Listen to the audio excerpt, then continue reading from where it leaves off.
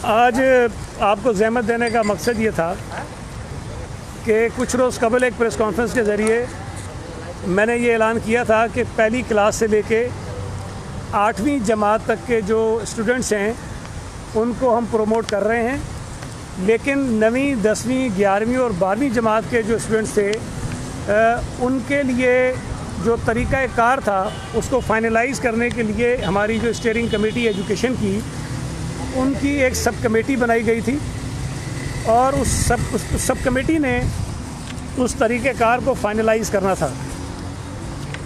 Sub committee की 2 या 3 meetings हुई और उस मीटिंग्स में उन्होंने इस मसले को हल किया, उसके लिए अपनी सिफारिशात बनाई हैं और ये सिफारिशात हम स्टीयरिंग कमेटी में लेकर जाएंगे। लेकिन जो चीज़ें तय कर ली गई हैं वो मैं आपसे शेयर करना चाहता हूँ ताकि हमारे सूबे के वो तालिब इल्म जो 9वीं क्लास से लेके 12वीं क्लास तक में पढ़ रहे थे मुख्तलिफ़ स्कूल्स और कॉलेजेस में, उनको ज़रा ये इत्मीनान हो कि हमने उनके मुतल्लिक़ क्या फ़ैसले किए हैं। मैंने आपको ये बताया था कि 9वीं जमात से जो 10वीं जमात में जाएगा स्टूडेंट उसको हम प्रोमोट करेंगे बग़ैर किसी नंबर्स के, इसलिए कि उसका कोई हमारे पास बोर्ड्स के एग्ज़ाम्स का रिकॉर्ड नहीं है, तो उसको प्रोमोट कर दिया जाएगा 10वीं जमात में। जो 10वीं जमात में पढ़ने वाला बच्चा है उसका हमारे पास एक रिकॉर्ड मौजूद है, 9वीं जमात का रिज़ल्ट हमारे पास मौजूद है। हम उसे 9वीं जमात में जो परसेंटेज और जो मार्क्स थी उसकी बुनियाद पर 10वीं जमात में पास करेंगे और इजाफ़ी 3% मार्क्स उसको देंगे। तो अगर किसी बच्चे की परसेंटेज जो है वो 9वीं क्लास में 60% है, तो जब 10वीं क्लास में हम उसको प्रोमोट करेंगे 11वीं के लिए तो उसकी परसेंटेज जो है वो 63% हो जाएगी। 3% उसको इजाफ़ी मार्क्स देकर हम उनको पास कर देंगे। इसी तरह जो 11वीं जमात का स्टूडेंट है उसको हम प्रोमोट करेंगे बग़ैर किसी परसेंटेज और बग़ैर किसी मार्क्स के, और वो चला जाएगा 12वीं जमात में। इसी तरह जो 12वीं जमात का स्टूडेंट है उसको हम पास करेंगे 11वीं जमात के नतीजे की बुनियाद पर, और जो परसेंटेज उसकी 11वीं जमात में होगी उसमें 3% ऐड करके उसको हम 12वीं जमात से पास कर देंगे, प्रोमोट कर देंगे, वो आगे चला जाएगा। इसी तरह जो 9वीं जमात का तालिब इल्म जिसका अभी कोई रिज़ल्ट नहीं है, जब वो 10वीं का इम्तिहान देगा अगले बरस, तो उसी परसेंटेज की बुनियाद पर उसकी 9वीं की परसेंटेज भी जो है वो कैलकुलेट कर ली जाएगी और वो उसकी परसेंटेज बन जाएगी 9वीं और 10वीं की मिला के। इसी तरह ये जो 11वीं जमात का तालिब इल्म है उसकी इसी तरह बनेगी। तो आसान बनाने के लिए मैं अर्ज़ कर दूँ आपसे कि 9वीं से 10वीं में जाने वाला बच्चा इस वक्त बग़ैर किसी परसेंटेज के जाएगा, वो प्रोमोट हो जाएगा। 11वीं जमात से 12वीं में जाने वाला बच्चा वो प्रोमोट हो जाएगा बग़ैर किसी परसेंटेज के, बग़ैर मार्क्स के, अगली जमात में चला जाएगा। लेकिन जब वो 10वीं जमात और 12वीं जमात के इम्तिहानात देंगे तो जो परसेंटेज उनकी 10वीं में और 12वीं में आएगी उसी को हम अज्यूम कर लेंगे कि 9वीं और 11वीं में भी उसकी परसेंटेज वही है और वही इसकी एक्यूमुलेटिव जो है परसेंटेज की बुनियाद पर उसको नंबर मिल जाएगा।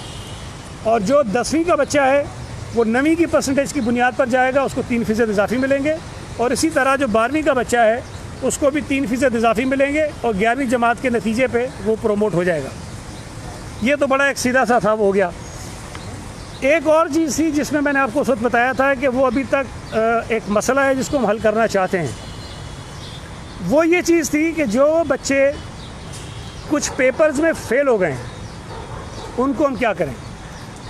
तो जो फ़ैसला वफाकी हुकूमत ने किया था, जो NCC में हुआ था, वो इस तरह से था कि जो बच्चे 40% पेपर्स में फ़ेल होंगे उनको वो पास कर देंगे, लेकिन 40% से ज़्यादा पेपर्स में अगर वो फ़ेल होंगे तो उनको वो पास नहीं करेंगे।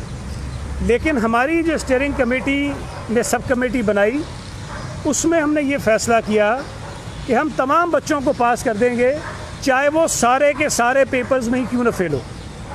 उसकी वजह उसकी ये है कि अगर हम किसी बच्चे को इस बुनियाद पर पास नहीं करते कि वो कुछ पेपर्स में फ़ेल हो गया है तो हमें उसको एक चांस देना पड़ेगा कि वो इम्तिहानात में आकर अपेयर हो।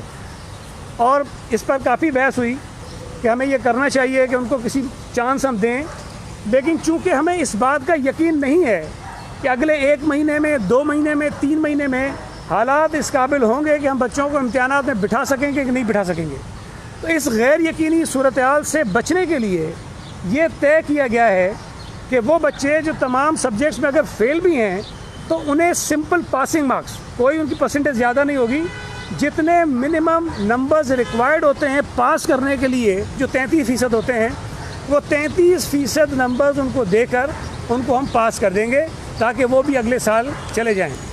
और इसी तरह से जो बच्चे प्राइवेट कैंडिडेट के तौर पर अपेयर होते हैं, as a private student appear होते हैं, किसी स्कूल की में उनकी रजिस्ट्रेशन नहीं होती है, उनके लिए भी इसी तरह का फार्मूला जो है हम अडॉप्ट करेंगे। तो होगा ये कि सूबा सिंध में तमाम के तमाम बच्चे पहली जमात से लेकर 12वीं जमात तक वो अपनी अगली जमातों में प्रोमोट हो जाएंगे बग़ैर किसी इम्तिहान के, और इसके अंदर कोई तफरीक नहीं होगी कि कौन सा बच्चा कितने पेपर्स में फ़ेल हुआ है या कितने पेपर्स में पास हुआ है। अब 2 चीज़ें होती हैं इसके अलावा भी, कुछ बच्चे पास हो गए होते हैं लेकिन वो अपनी मार्क्स को इम्प्रूव करने के लिए दोबारा फॉर्म्स जमा कराते हैं और वो आकर ये ख्वाहिश होती है कि दोबारा वो पेपर्स दें। चूँकि वो पेपर्स उनके नहीं हो रहे हैं लिहाजा हम उन्हें प्रोमोट कर देंगे, लेकिन अगर उनकी ख्वाहिश हो कि वो दोबारा अपनी मार्क्स को इम्प्रूव करने के लिए इम्तिहान देना चाहें तो अगले साल जब ये इम्तिहानात होंगे वो उसमें अपेयर हो सकते हैं।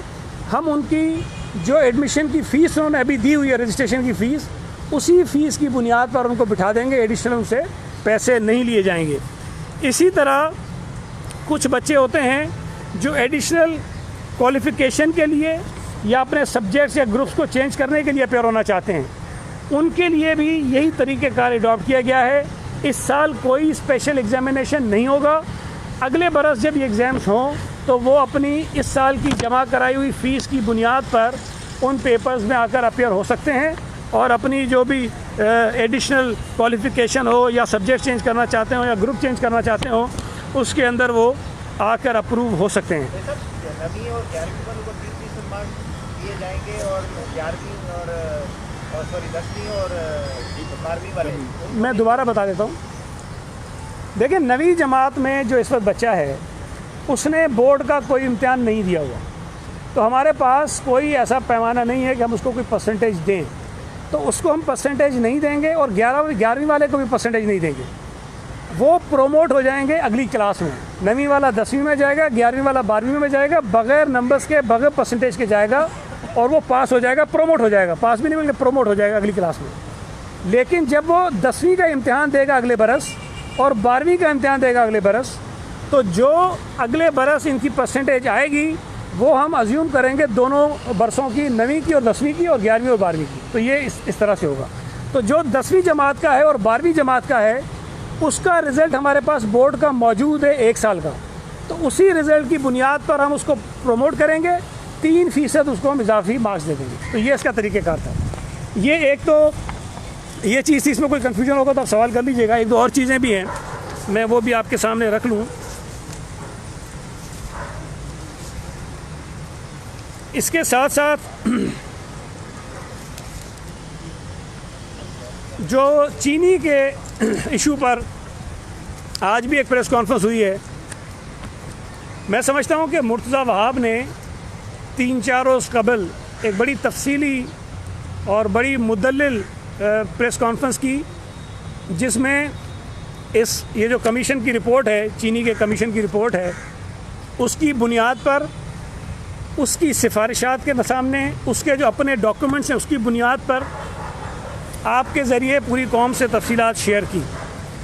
लेकिन अगर आप एक बात नोट करें तो पीटीआई ने एक काम शुरू किया हुआ है पीपल्स पार्टी के ख़िलाफ़ भी और पीएमएल-एन के ख़िलाफ़ भी। वो चले जाते हैं जी नून लीग ने ये किया, पीपल्स पार्टी ने ये किया। नून लीग अपने जवाब दे रही है, मैं सिर्फ अर्ज़ करूँ पीपल्स पार्टी के हवाले से कि जितनी भी चीज़ें उठाई जा रही हैं कि जी हमने सब्सिडी गलत दे दी और आज शुगर मिलों की बात की गई, ये तमाम के तमाम इश्यूज़ जो एक JIT बनाई गई थी आसिफ अली जरदारी साहब और पीपल्स पार्टी के दीगर रहनुमाओं के ख़िलाफ़ साकिब निसार साहब के ख्वाहिश पर, उसमें ये तमाम चीज़ें उन्होंने इन्वेस्टिगेट की हैं। एक चीज़ उन्होंने नहीं छोड़ी। शुगर मिलें भी देखी हैं, सब्सिडी भी देखी है, और पता नहीं जो चीज़ें किसी का ताल्लुक़ नहीं बनता था वो भी सारी खंगाल डाली इन्होंने। हर चीज़ की तहकीकात हुई है, उसकी बुनियाद पर रेफरेंसेस भी बनाए गए हैं, कुछ बनाए जा रहे हैं और वो अदालतों में।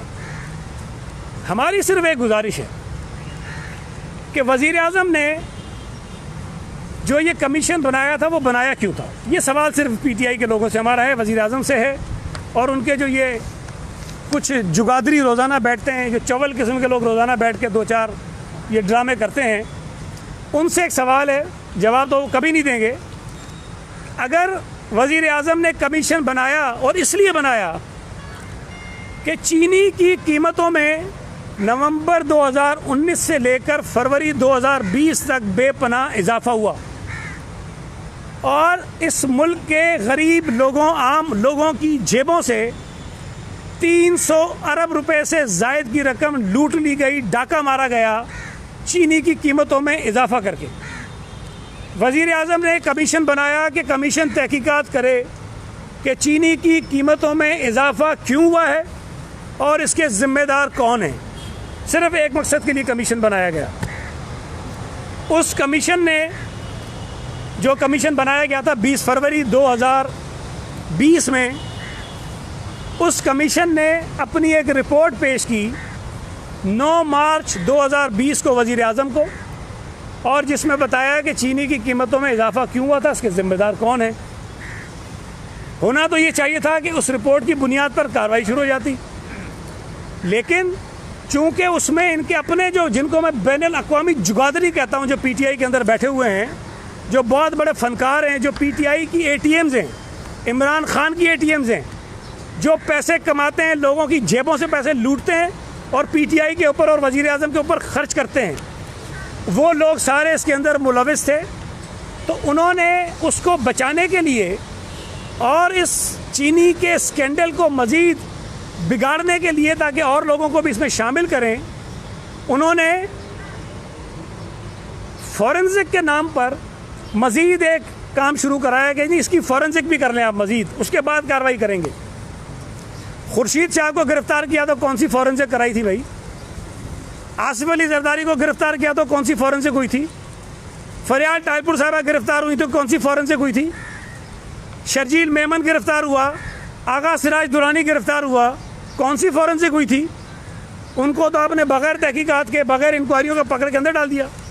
लेकिन चले, चूँकि यहाँ PTI के कमाऊ पूत फंस रहे थे, तो यहाँ ये किया गया कि जी फॉरेंसिक करवा लें। फॉरेंसिक भी होनी चाहिए कि चीनी की कीमतों में इजाफे के जो लोग ज़िम्मेदार थे, उनके जो जराइम थे, उस पर फॉरेंसिक कराएं आप। इन्होंने जो TORs बनाए, ये इंक्वायरी कमीशन जो बनाया गया, वो 2017 का एक कानून है जिसके तहत ये कमीशंस बनाए जाते हैं, और उस कानून में ये लिखा है कि कमीशन बनाया जाएगा और वो कमीशन अपने तयशुदा TORs के मुताबिक काम करेगा, उस TOR से बाहर नहीं जाएगा। ये उस कानून में लिखा हुआ है। जो TORs इस कमीशन के बनाए गए, उसमें ये कहा गया कि 2019 और 20 में जो सब्सिडी दी गई है और जो चीनी की कीमतों में इजाफा हुआ है, उसके ज़िम्मेदारों का आप तयन करें। लेकिन चूँकि इस कमीशन की तहकीकात की जद में वज़ीर आज़म आ रहे हैं, असद उमर आ रहे हैं, रज़ाक दाऊद आ रहा है, हफीज़ शेख आ रहा है, बुज़दार आ रहा है, ये 5 के 5 लोग PTI की हुकूमतों में बैठे हुए वज़रा हैं, अहम लोग हैं। अब चूँकि इनको बचाना मकसद है, तो उन्होंने पीपल्स पार्टी के दौर को भी खोला, सिंध हुकूमत को भी खोला, PMLN की हुकूमत के दौर को भी खोला, और सारे जो है वो जोड़कर कभी शहबाज शरीफ, कभी मुराद अली शाह, कभी कोई और उनको इसमें घसीट के लेके आ गए। हमारा कहना ये था, जब मुराद अली शाह साहब को बुलाया गया, कि भाई 2019 और 20 में या 18 और 19 में सिंध हुकूमत ने किसी किस्म की कोई सब्सिडी दी नहीं है। कमीशन बनाया गया है जिन बरसों के लिए, वो हम पर लागू नहीं होते। लिहाजा हम समझते हैं कि कमीशन अगर पीपल्स पार्टी की सिंध हुकूमत को बुलाना चाहता है तो या तो अपने TORs को अमेंड करें, अगर TORs अमेंड नहीं होते तो हमें बुलाने के इख्तियार आपके पास नहीं है। लिहाजा चीफ मिनिस्टर साहब आपके पास नहीं आएंगे। और हमने कानूनी पहलू था, कानूनी हमारा हक था, जवाज़ था, उसकी बुनियाद पर चीफ मिनिस्टर साहब अपेयर नहीं हुए। अब सवाल ये पैदा होता है कि चीनी महंगी हुई, जो आज भी महंगी है। चीनी की कीमतें कम नहीं हुई, आज भी 300 अरब रुपए लोगों की जेबों से चला गया। उसके जिम्मेदार का तयन करना था इस कमीशन ने। 1 मिलियन टन चीनी एक्सपोर्ट करने की इजाज़त किसने दी? पहली इजाज़त ECC ने दी, और फिर उस ECC के इजलास में जो 10 लाख टन चीनी एक्सपोर्ट होनी थी, उसमें चूँकि मज़ीद इजाफा करना था, उसको 11 लाख करना था, तो उसकी मंजूरी जो है वो वज़ीर आज़म पाकिस्तान इमरान खान साहब ने दी, जो ख़ुद वज़ीर हैं कॉमर्स के। वज़ीर भी वो हैं, ये बात याद रखिए कि जिस डिपार्टमेंट का वज़ीर नहीं होता, कोई एडवाइज़र होता है, कोई स्पेशल असिस्टेंट होता है, तो वो डिपार्टमेंट वज़ीर आज़म के पास होता है।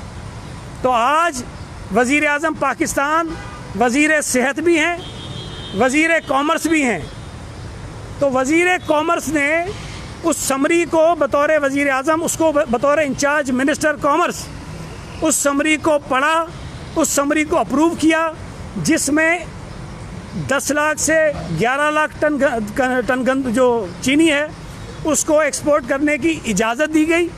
और जो उसमें पहले एक पाबंदी थी कि कोई सूबाई हुकूमत या वफाकी हुकूमत इसके ऊपर कोई किसी किस्म की सब्सिडी नहीं देगी, वो पाबंदी भी ख़त्म की गई। और उसके बाद पंजाब हुकूमत ने सब्सिडी दी और किसी सूबे ने नहीं दी। पंजाब हुकूमत ने बोजदार साहब ने दी, और बोजदार साहब जाकर ये कह चुके हैं इसके सामने, कमीशन के सामने, कि उन्हें याद नहीं है कि वो कौन सी मीटिंग हुई थी जिसमें ये तय हुआ था। वज़ीर आज़म साहब ने मंजूरी दी, वो रिकॉर्ड पर है। जो चीनी की कीमतों में इजाफे की वजह बताई गई है इस रिपोर्ट में, जो कमीशन जो वज़ीर आज़म ने बनाया था, उसमें ये वाज़ेह तौर पर कहता है पैरा नंबर 233 में कि जो चीनी की कीमतें पाकिस्तान में बढ़ी हैं, जिसके नतीजे में पाकिस्तानी कौम के 300 अरब से ज़ायद उनकी जेबों से निकल के इनके कबाऊ पूतों की जेबों में गया है, उसकी वजह सिर्फ़ और सिर्फ चीनी को एक्सपोर्ट करने का फ़ैसला है। अब चीनी एक्सपोर्ट हुई, उसके ज़िम्मेदार वज़ीर आज़म है। इस कमीशन ने वज़ीर आज़म को नहीं बुलाया। क्यों नहीं बुलाया भाई? आसमान से उतरे हुए हैं। वज़ीर आज़म ज़िम्मेदार हैं इस मुल्क में चीनी की कीमत में इजाफे के।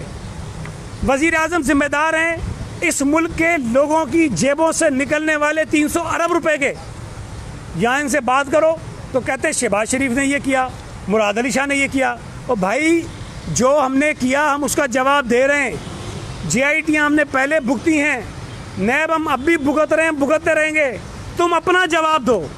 तुम जो फरिश्ते बनकर आए थे, जो तुम बता रहे थे कि हम तो बड़े साफ़ और शफाफ हैं, तुम जो कहते थे कि हमने तो बिल्कुल किसी को छोड़ना नहीं है, आज तक इस कमीशन की रिपोर्ट आने के बाद भी वो जो सर से पांव तक एक्टिव नैब है वो खामोश बैठी है।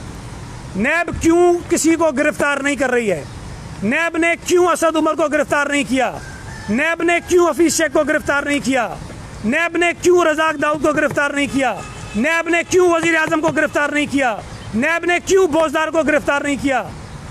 नहीं किया। ये सारा ड्रामा है। ये नैब न्याजी गठजोड़ जो है, ये अपोजिशन को दबाने का सिर्फ एक हथियार है। इनका मकसद एहतसाब नहीं है, इनका मकसद करप्शन का खात्मा नहीं है, इनका मकसद अपोजिशन का खात्मा है। मुझे हैरत होती है कि वज़ीर आज़म ने, आपको याद होगा, दवाओं की कीमतों में इजाफे का फैसला काबीना ने किया, शोर मचा। वज़ीर आज़म ने कहा इसकी भी तहकीकात कराओ। वो एक स्पेशल असिस्टेंट था, उसको तो हटा दिया। तहकीकात कहाँ पहुँची किसी को नहीं पता।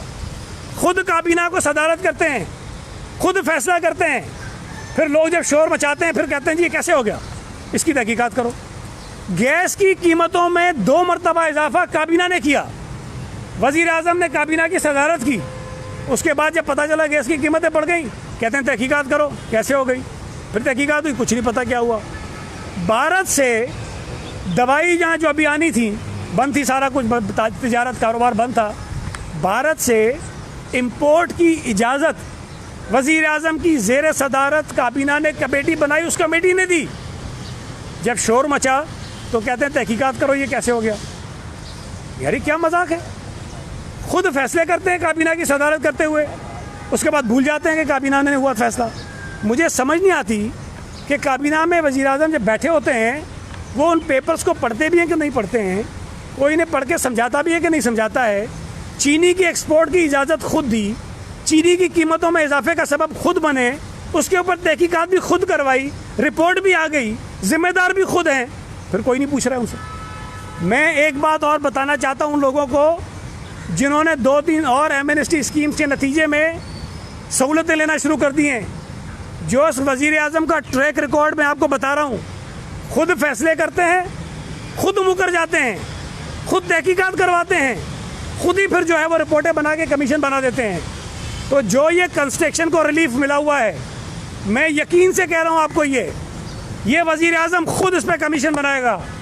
और जिन लोगों ने इससे फ़ायदा उठाया है, जो इनके अपने जुगादरी हैं, जो कंस्ट्रक्शन के काम में हैं, जो रियल एस्टेट का काम करते हैं, वो तो बच जाएंगे, बाकी सारे धर लिए जाएंगे और ये इंक्वायरी इसकी फिर होगी।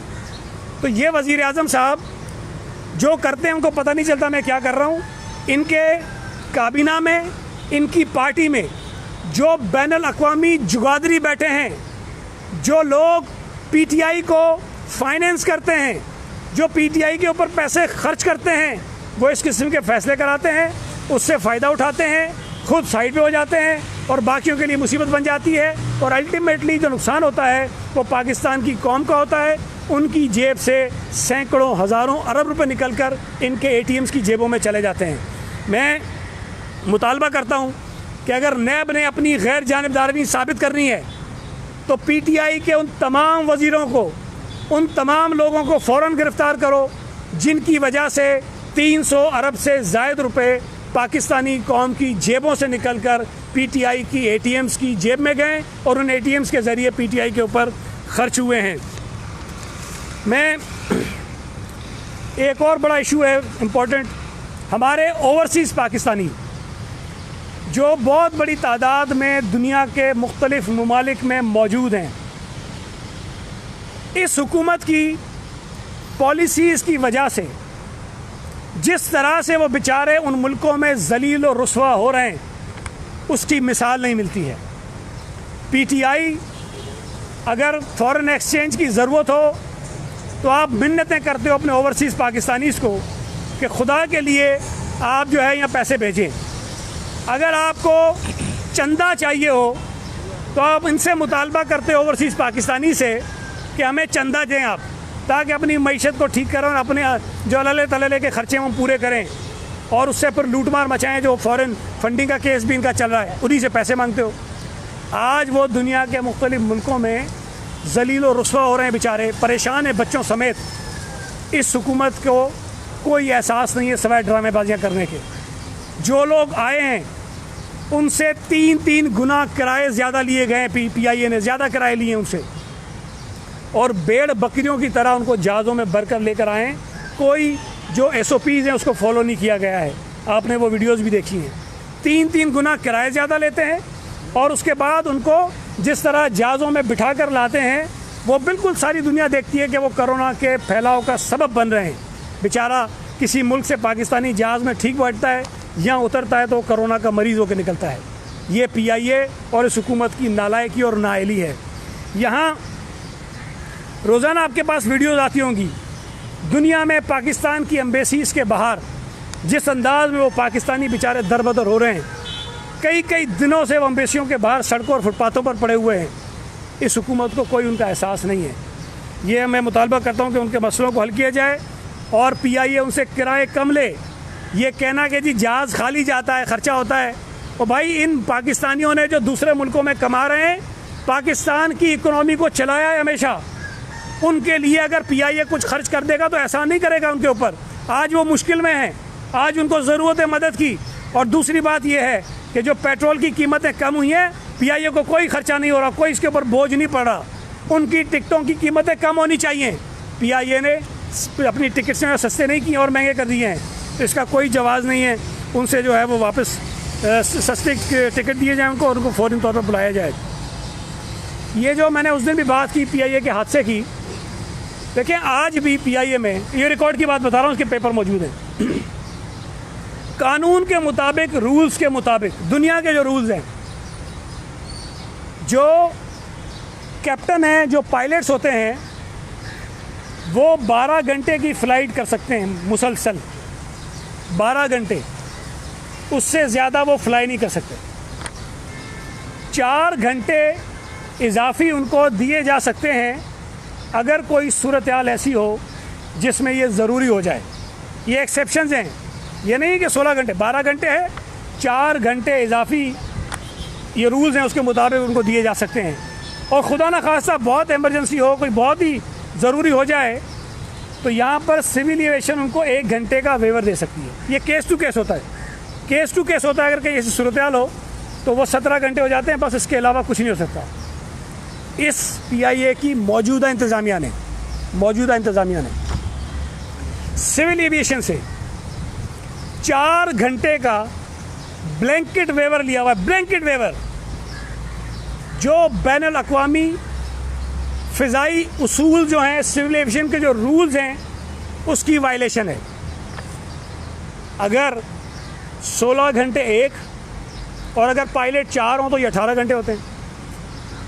और 1 घंटा वो जो वेवर आप दे सकते हैं केस टू केस, 4 घंटे इन्होंने और दे लिए हैं। ये 22-23 घंटे की फ़्लाइट आप कप्तानों से कराओगे। इसकी वजह से जो सेफ्टी मेजर्स हैं, जो हिफाजती इक़दामात हैं PIA में, वो कंप्रोमाइज़ हो रहे हैं। कोई आवाज़ नहीं उठा सकता, इसलिए कि जो आवाज़ उठाएगा उसको मुलाजमत से निकाल दिया जाएगा। कोरोना आने के बाद ये SOPs हर जगह के हैं। हम कहते हैं 50 साल से बड़ी उम्र का आदमी मस्जिद में नमाज़ पढ़ने ना जाए। हम कहते हैं 50 से 55 साल की ज़ायद उम्र का आदमी मार्केट में ना जाए, शॉपिंग मॉल में ना जाए, ट्रांसपोर्ट में ना सफ़र करे। हम ये कहते हैं ना, इसलिए कहते हैं कि उन लोगों को ज़्यादा चांसेस होते हैं कि वो कोरोना का शिकार हो सकते हैं। हमारी PIA की मौजूदा इंतज़ामिया, उन्होंने जो कॉन्ट्रैक्ट पे पायलट्स रखे हुए, जो रिटायर्ड पायलट्स हैं, जिनकी उम्रें 60 साल से ज़्यादा हैं, चूँकि वो बेचारे कॉन्ट्रैक्ट पर हैं, उनको भेजा जाता है कि कोरोना के हालात में जाकर ये सारी फ़्लाइट यहाँ चलाओ। जो स्पेशल फ़्लाइट चल रही हैं, इसमें मेजॉरिटी जो है उन रिटायर्ड 60 साल से ज़ायद उम्र के कॉन्ट्रैक्ट वाले पायलट्स की है, जिनको भेजा जाता है। मतलब दुनिया भर के सारी जो वायलेशन है वो ये PIA की इंतज़ामिया कर रही है। कोई आवाज़ नहीं उठाता, इसलिए कि जो आवाज़ उठाएगा वो नौकरी से निकल जाएगा। हम सिर्फ ये मुतालबा कर रहे हैं भाई कि खुदा के लिए PIA को ठीक करने के लिए आप जो दुनिया भर के उसूल हैं उस पर चलाएँ। ये जो बुनियादी उसूल हैं, जो रूल्स हैं, उनकी वायलेशन ना करें। आप लोगों को डरा धमका कर उनके ऊपर जुल्म और जबर ना करें। जो तौर तरीके दुनिया चला रही है उसके मुताबिक चलाएं। ये सारे रास्ते फ़ौरन बंद होने चाहिए। PIA के अंदर जितनी एसोसिएशंस ख़त्म की गई हैं उसको एसेंशियल सर्विसेज डिक्लेयर करने के बाद ये फ़ैसला वापस लिया जाए। ये उनका आइनी हक़ है। आइनी हक़ को ग़ज़ब करना नामुनासिब बात है, गैर आइनी बात है, ये ख़त्म होनी चाहिए। इसके बाद अगर आप कोई सवाल करें तो मैं रेडी नहीं।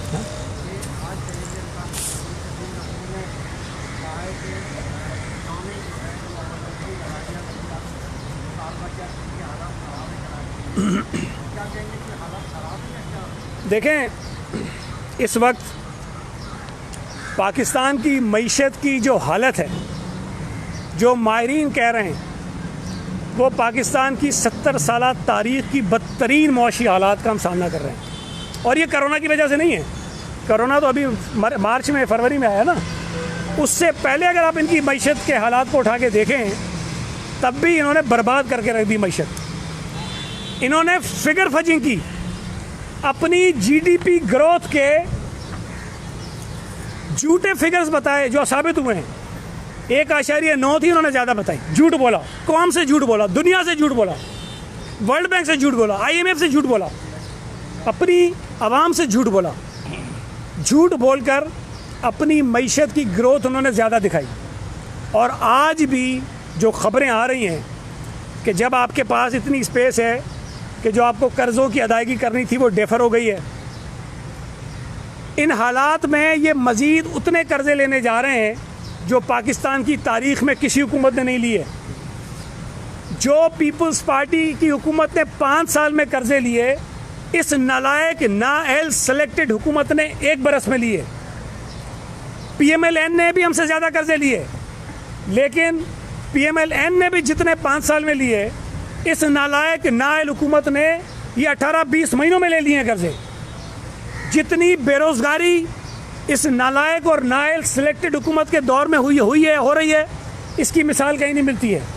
जो महंगाई इस नालायक नाअहल और सेलेक्टेड हुकूमत के दौर में हुई है, उसकी मिसाल नहीं मिलती। तो अगर फाइनेंशियल इमरजेंसी कहीं लगनी चाहिए तो वो वफाकी हुकूमत पर लगनी चाहिए, जहां नालायक तरीन लोग बैठे हैं, जहां करप्ट तरीन वज़ीर बैठे हैं, जिनकी वजह से पाकिस्तान की आवाम मुसीबत का शिकार है। उस पर बिल्कुल फाइनेंशियल इमरजेंसी लगनी चाहिए।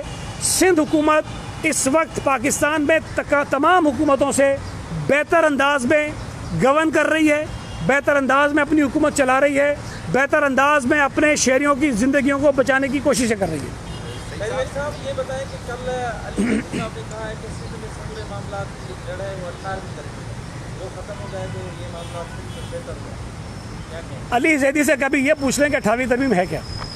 अगर आपको ये बता देना कि उस 18वीं तरमीम के ज़रिए आइन के कितने आर्टिकल्स जो हैं वो तब्दील हुए थे तो मैं साथ छोड़ दूँगा। ये चवल किस्म के लोग हैं सारे, इनको कुछ नहीं पता। ये आते हैं यू स्टाइल ये करके, भाई इस तरह कोई बातें होती हैं क्या? पता इनको कख नहीं है। इनसे सिर्फ आप ये पूछ लीजिए कि KPT में आपने क्या किया था, बस। अगर आपको ये गालम गलौज में ना उतारा ना, सिर्फ ये पूछिएगा, कुछ नहीं। आप ये भी नहीं कहेगा तुमने करप्शन की है, मुझे नहीं पता। सिर्फ ये पूछिएगा कि चेयरमैन KPT से तुम्हारा मसला क्या था। तो इनको 18वीं तरमीम का कुछ नहीं पता। 18वीं तरमीम 1973 के आइन के बाद पाकिस्तान की तारीख़ का वो इतना बड़ा कारनामा है पार्लियामेंट का, जिस पर तमाम सूबे मुत्तफ़िक थे, तमाम सियासी जमातें मुत्तफ़िक थी, जिसके ज़रिए सूबों के दरमियान जो खलीज थी वो ख़त्म हुई है, जिसके ज़रिए छोटे सूबों की बड़े सूबों के मुतल्लिक़ जो गलत राय थी, जो एक तासुर था, वो ख़त्म हुआ है। सूबों में एक हम आहंगी पैदा हुई है, और सूबों में अगर हम आहंगी पैदा होती है तो इससे वफाक मजबूत होता है। 18वीं तरमीम के ज़रिए इस नालायक नाअहल सेलेक्टेड वज़ीर आज़म को इख्तियारात मिले हुए हैं। इस 18वीं तरमीम के ज़रिए पार्लियामेंट को इख्तियारात मिले हुए हैं। इस 18वीं तरमीम के ज़रिए सिर्फ सूबाई खुद मुख्तारी नहीं मिली थी, पार्लियामेंट खुद मुख्तार हुई थी, वज़ीर आज़म खुद मुख्तार हुआ था। और मैं कह रहा हूँ यार, इनसे सिर्फ पूछ लो कि 18वीं तरमीम में कितने आर्टिकल्स थे जिनमें तरमीम हुई थी। अगर आपको बता दें मैं मान जाऊँ, इनको कुछ नहीं पता। इनको वैसे व्हाट्सएप पर वो मैसेज आता है, जब कोई सवाल करे तो कह देना 18वीं तरमीम। तो अल्लाह के बंदे, 18वीं तरमीम में कारनामा है। 18वीं तरमीम की वजह से तुम दावा कर सकते हो कि KPK की हुकूमत ने बहुत बड़ी कार्रवाइयाँ की, अच्छे काम किए हैं। 18वीं तरमीम के लिए इमरान खान ने खड़े होकर बड़े फ़ख्र से कहा था कि 18वीं तरमीम की वजह से KPK में हमने बड़े काम किए हैं। 18वीं तरमीम के साथ कहा था ना। तो ये सिर्फ सिंध के लिए थोड़ी है, ये पंजाब के लिए भी है, ये KPK के लिए भी है। तो ये चवल किस्म की लोगों के बातों में मत जाया करो, इसको इग्नोर किया करो। ये बता दें, आज 12 बजे लॉकडाउन का मुद्दा जो खत्म हो जाएगा, इस हवाले से क्या सोचा है? अगर वफाक लॉकडाउन का मुद्दा नहीं बढ़ाती तो आपका क्या होगा? देखिए, लॉकडाउन के फैसले हर सूबाई हुकूमत ने खुद किए थे। फिर जब सुप्रीम कोर्ट ने कहा कि इसके ऊपर एक नेशनल पॉलिसी होनी चाहिए, उसके बाद NCC के प्लेटफॉर्म से ये सारी चीज़ें होती रहीं। तो लॉकडाउन सूबाई हुकूमतों के ऑर्डर्स के मुताबिक जिस तरह चल रहे हैं तो बराए नाम ही हैं, लेकिन जो चल रहे हैं वो चलते रहेंगे। एनसीसी की जो मीटिंग हुई थी 7 मई को, उसमें ये हुआ था कि जो फैसले एनसीसी ने 7 मई को किए हैं वो 31 मई को दोबारा हम रिव्यू करेंगे। लेकिन 31 मई से पहले ही बहुत सारी सूबाई हुकूमतों में उसमें रद्दोबदल किया और यहाँ पर भी हुआ, कुछ सुप्रीम कोर्ट के कहने पे हुआ। तो जो मीटिंग आज होनी थी अब वो गालिबन शायद कल हो रही है, तो कल एनसीसी की मीटिंग होगी, देखते हैं उसके अंदर क्या फ़ैसले होते हैं। ये बता दीजिएगा कि प्राइवेट स्कूल जो हैं वो अब एग्जॉस्ट हो चुके हैं और उनका कहना अब ये बहुत सारे प्राइवेट स्कूल की जानिब से ये बात सामने आ रही है कि वो कहते हैं कि अब हम सिंध हुकूमत की कोई अहकाम नहीं मानेंगे और स्कूल खोलकर बैठ जाएंगे। क्या कहना है प्राइवेट स्कूल्स के लिए, इस तरह की सूरत हाल अगर पेश आएगी तो सिंध हुकूमत क्या करेगी और किस तरह की? देखें, स्कूल जो हैं वो इनकी प्रॉपर्टी है अपनी मालिकान की। अगर किराए पे हैं तभी उन्होंने किराए पे लिए हुए हैं, अगर ज़ाती हैं तभी उनके हैं। अभी जाके ताले खोलने बैठ जाएं, किसने मना किया उनको? उनकी प्रॉपर्टी हम थोड़ी रोकेंगे उनको। हमने जो बंद किया हुआ है तदरीसी अमल बंद किया हुआ है और वो बंद रहेगा। वो कोई स्कूल मालिक अपनी मर्ज़ी से शुरू नहीं कर सकता। वफाकी हुकूमत ने एनसीसी में ये तय किया था कि पूरे मुल्क में 15 जुलाई तक स्कूल बंद रहेंगे। हमने वो 15 जुलाई की डेट अनाउंस इसलिए नहीं की कि हम ये समझते हैं कि जब हमें अनाउंस करनी हो कोई भी तारीख़ तो उसके साथ साथ हम पूरा अपना एकेडमिक प्लान दें, जिस तरह हमने पहले दिया था मार्च में, वो हम पूरा प्लान देंगे। इसलिए उस पर अभी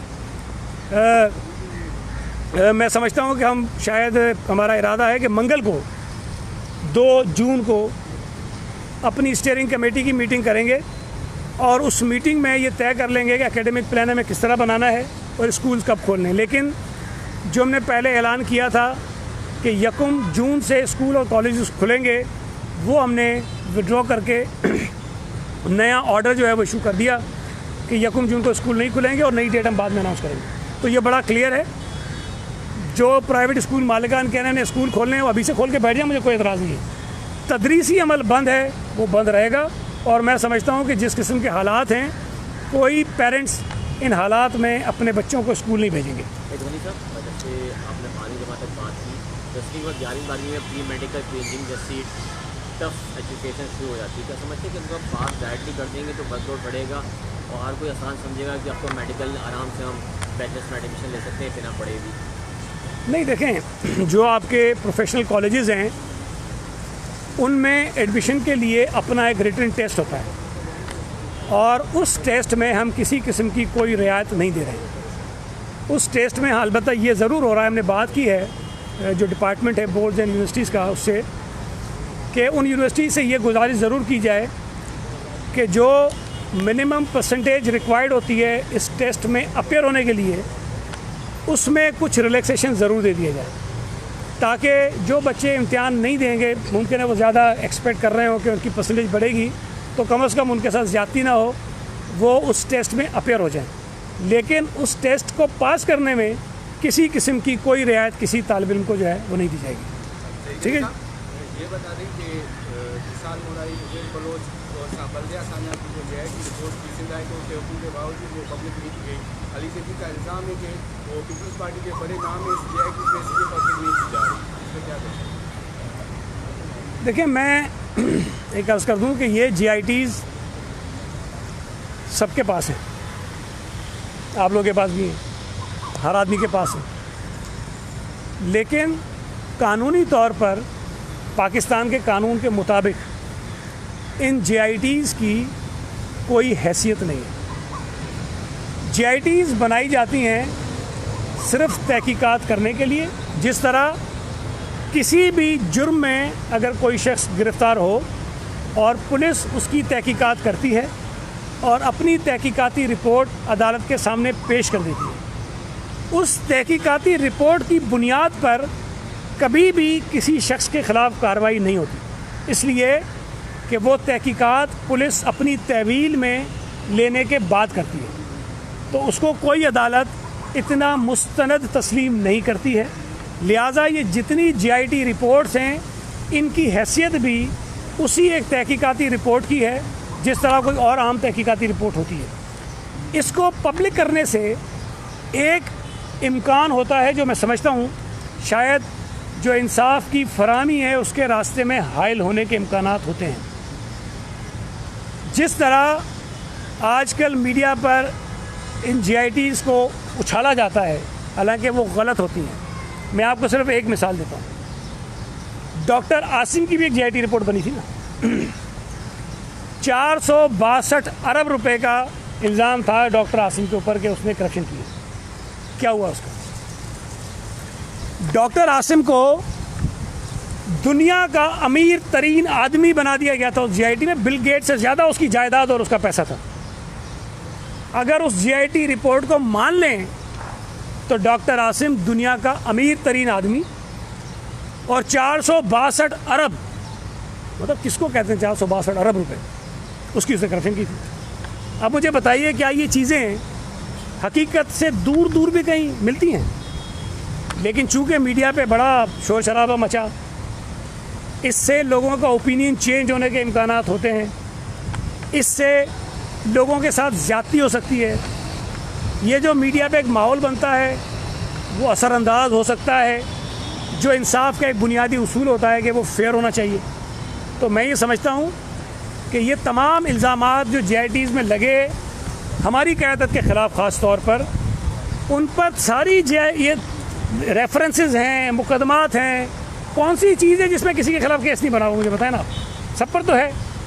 तो ये मैं इनसे जो ये चमार जो है बेचारे, इनके 2-4 मिनिस्टर हैं, मैं कह रहा हूँ उनकी बातों को ऐसे नहीं दिया करें। मेरी उनसे गुजारिश है कि बाकी तो GITs थी ना, ये कमीशन तो आप लोगों ने बनाया, इसमें कहा गया है कि इमरान खान चोर है। ये कमीशन कहता है कि इमरान खान की वजह से इस मुल्क में चीनी महंगी हुई है, इमरान खान की वजह से 300 अरब रुपए पाकिस्तानी कौम की जेब से निकले हैं। और पहले इसको तो रगड़ा लगाओ, अंदर डालो। तुम तो कहते थे ना इमरान खान को भी नहीं छोड़ेंगे अगर वो करेगा। ये कमीशन कह रहा है, तुम्हारा बनाया हुआ कमीशन कह रहा है। 462 अरब रुपए का जो केस बैंक है डॉक्टर आसिम ने बनाया, उसी अफसर को इन हुकूमत में तवील अरसे तक टेक्निकल घर में लगा के रखा और वहाँ भी उनकी गाल करने की तवील अफसर बात तो सामने उन्हीं का बनाया हुआ केस था डॉक्टर आसिम का। और GIT की आपने बात की जो कराची में इससे कबल की कई GIT का बल्कि राव अखबार के दौर में GIT दवाओं का एजेंट बना दिए थे, लेकिन जब उसको गिरफ्तार करके केस डाला गया उनका टायर लंबा था, लंबा था, वो एक सिस्टम में GIT का सिलसिला तो पाकिस्तान पीपल्स पार्टी की तरफ से भी बहुत ज़्यादा है। नहीं, मैं आपसे अर्ज़ करूँ, देखें जो बात मैं कह रहा हूँ वही आप कह रहे हैं। मेरी बात की आप तायद कर रहे हैं कि जो GITs बनती हैं उनकी जो रिपोर्ट्स होती हैं वो मुसद्दिक़ा नहीं होती हैं, उसमें हकीकत इतनी नहीं होती है, उसमें सच इतना नहीं होता है। अब उसको अगर आप पब्लिक करते हैं तो वो जो इंसाफ के बुनियादी तकाज़े होते हैं उस पर असरअंदाज हो सकती है। ये बात तो मैं कह रहा हूँ जो आप कह रहे हैं। तो GIT में 4-5 मुख्तलिफ इदारों के अफराद होते हैं जो तहकीकात करते हैं। अब जाहिर है कि भाई अगर डॉक्टर आसिम से आप इतनी चीज़ें उगलवा सकते हो कि दुनिया का अमीर तरीन आदमी हो जाए, 462 अरब की करप्शन हो जाए, तो भाई साबित करो। नहीं हो रही ना, गलत है बातें, क्योंकि उसका कोई सर पैर नहीं है। इसलिए मैं ये कह रहा हूँ कि GITs जितनी भी बनी है उनकी रिपोर्ट्स की बुनियाद पर फैसला नहीं होना चाहिए। अदालतों में केसेस हैं, मुकदमात हैं, अदालतें फैसला करें। अगर वो समझती चीज़ें ठीक हैं, शवाहिद मौजूद हैं, सजाएं दें उसकी बुनियाद पर। यार एक अफसर देखें नहीं होता, GIT में मुख्तलिफ लोग होते हैं और GIT में मुख्तलिफ इदारों के लोग होते हैं और GIT में जो उगलवाया जाता है किस तरह से मुझे नहीं पता, अभी तक तो मेरी नहीं बनी लेकिन जो बनाया जाता है, उगलवाया जाता है, उसके अंदर लिख दिया जाता है कि ये उसने कहा, किन हालात में कहा, क्यों कहा, किस तरह से कहा, उसका तो आपको भी नहीं पता था। Thank you ji.